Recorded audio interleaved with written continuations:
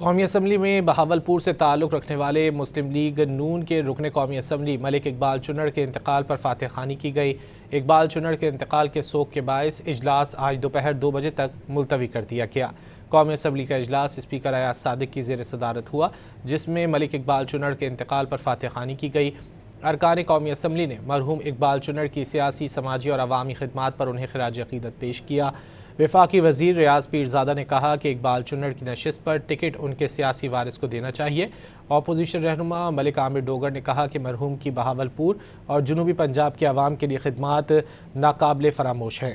موسیٰ گیلانی، نثار جٹ اور دیگر نے بھی مرحوم کی خدمات کو سراہا۔ قومی اسمبلی میں بہاولپور سے تعلق رکھنے والے مسلم لیگ نون کے رکن قومی اسمبلی ملک اقبال چنڑ کے انتقال پر فاتح خوانی کی گئی۔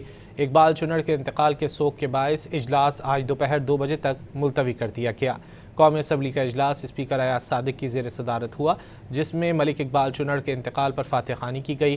ارکان قومی اسمبلی نے مرحوم اقبال چنڑ کی سیاسی، سماجی اور عوامی خدمات پر انہیں خراج عقیدت پیش کیا۔ وفاقی وزیر ریاض پیرزادہ نے کہا کہ اقبال چنڑ کی نشست پر ٹکٹ ان کے سیاسی وارث کو دینا چاہیے۔ اپوزیشن رہنما ملک عامر ڈوگر نے کہا کہ مرحوم کی بہاولپور اور جنوبی پنجاب کے عوام کے لیے خدمات ناقابل فراموش ہیں۔ موسیٰ گیلانی، نثار جٹ اور دیگر نے بھی مرحوم کی خدمات کو سراہا۔